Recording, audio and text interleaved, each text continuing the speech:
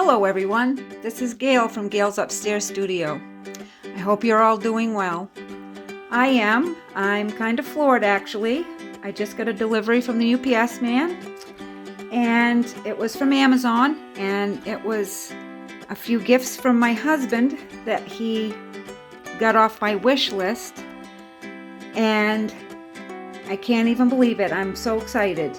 There are a few things that have been on my wish list for quite a long time because haven't quite felt I could spend the money on it, but he decided he could, so he did. First of all, we have an Etcher sketchbook. It came in this nice box. I unwrapped it already because there was a lot of plastic involved. It's an A4 size, which is 8.3 by 11.4 inches. It's a landscape format and acid-free 100% cotton watercolor paper, and it's 230 GSM, which is a little thinner than the Arches 300 GSM that I use, but where it's in a sketchbook, I think it will be absolutely fine. Very, very nice paper. It's cold pressed, but it's not as rough as Arches. It's kind of nice. And the cover is a nice fabric cover, and it's got the Etcher logo down in the corner.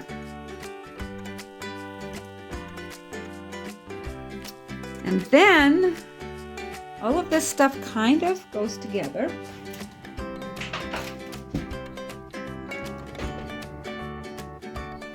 Then I have this beautiful paint box, and I'm going to tell you that it is way more beautiful in person.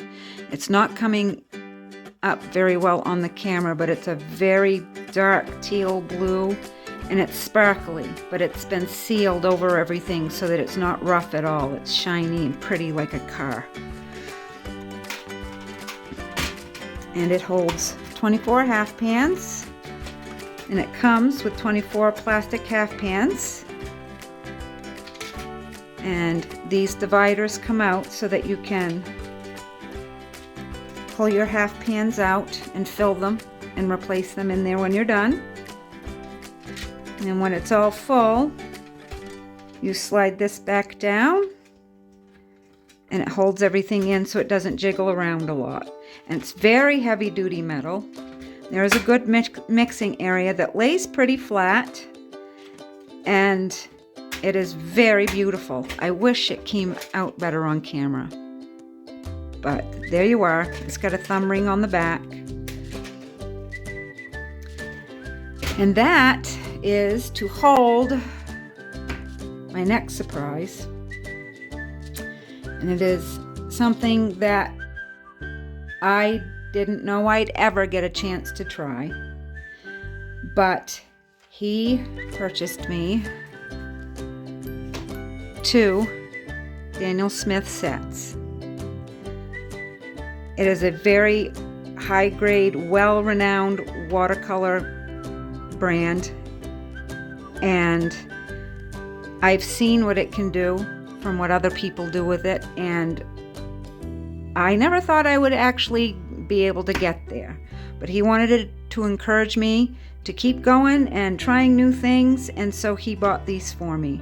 I had them both on my wish list for a specific reason.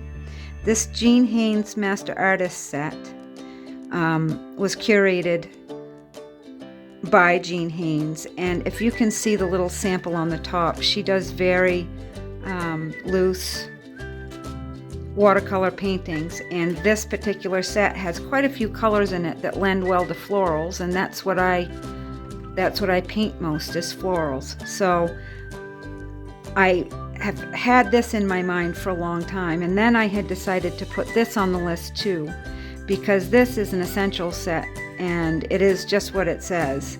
It's a warm and a cool version of each primary color, and it's infinitely mixable, and I can't wait to do.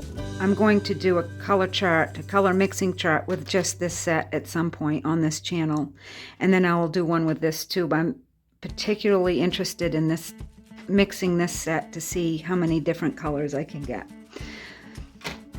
And then I also got these 3 paints as well.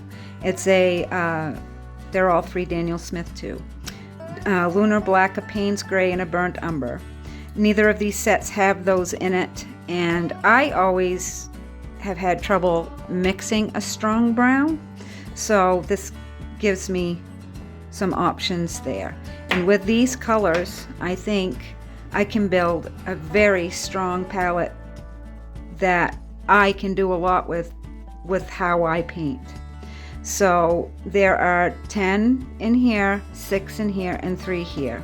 So that gives me 19 colors in a 24 palette box. So if I should happen to decide to buy a few more, I've got room for them. So this will be my Daniel Smith palette. I am going to fill the box and let the paints dry down overnight, and I will do a swatching, and it will be in this video, but I'm not filming it right now. So I forgot to show you, I just wanted to show you, these are 15 milliliter tubes, and these are 5 milliliter tubes. So they're a nice way to start, and both of these were a reasonable price for what they are. This small one will fill a half pan more than once, and so that, believe it or not, it's a little tiny tube, but in watercolor a little goes a very long way. So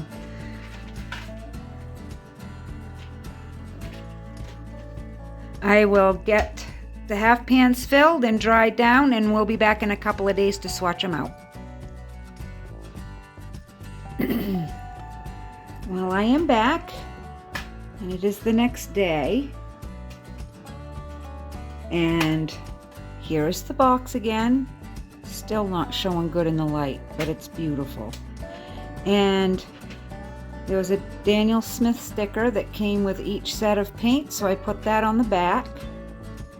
And there are feet on the back. The only issue I have with this box is where there are feet, the place where, there we go, the place where the thumb ring is, this part pokes out more than the feet do, so when you lay it on a flat surface, it kind of wiggles around. However, I have taken to lately using a microfiber cloth instead of paper towels to dry my brushes and stuff while I'm painting.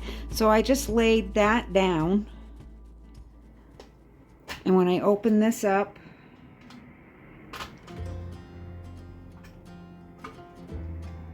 to see all the pretty colors, I have room to wipe my brushes off, and this sits pretty good on top of that. So I found a solution to it, and it really doesn't bother me at all. I have made out my swatch chart with my colors and a black line through the middle, which you've seen me do before, and that's just to test transparency in the paint. And I'm going to take my dropper. The last time I swatched, when I did the Rosa Gallery set, I sprayed it, but I really don't want to get spray all over this nice pretty new box, so I'm just going to put a small dropper in. And I don't really think they need it. They're still pretty soft, but... And as you can see, I think I mentioned it yesterday, I have 5 more wells that I can fill if I choose to, but for right now they're empty. I'm using arches today for this because that's probably what I will be painting on mostly with this set. So I want to see what it's going to look like on what I'm going to be painting it on.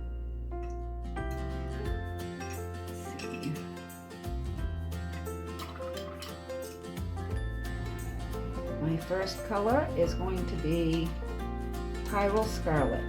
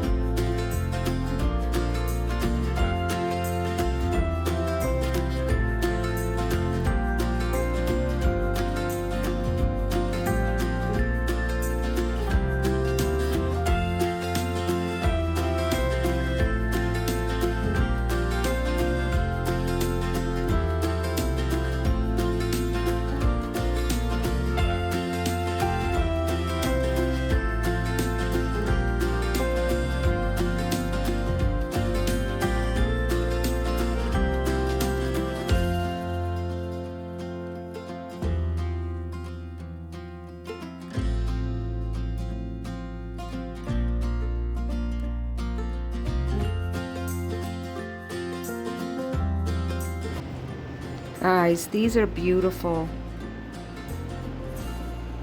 They're beautiful. I love them.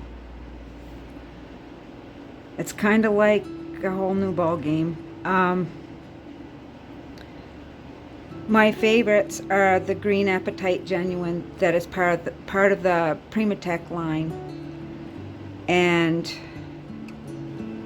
I actually love them all. I really see why everybody's crazy about Moon Glow. It stands very well on its own, but I bet it mixes wonderfully with other things. You will notice, and it isn't lost on me, that Aussie Red Gold sticks out like a sore thumb where it's sitting, because it really should be over here. Somehow, when I was putting them in the palette, I missed it on this row, and I don't know why. However, I think this might work out to my advantage, because if you look in my bottom row, everything's really dark, but that stands out, and I think it's really good that it's sitting in between the Moon Glow and the rest of the dark colors, so that it'll be easier for me to just know exactly where that Moon Glow is. I think this might work out in my favor. I knew I was going to love it, but I really, really enjoy just these little swatches, so I can't imagine what it's going to be like to paint with them. So that's all I have for you right now, except to say thank you to my wonderful husband. This was a fabulous gift, and I will treasure it always. Thank you. See you next time.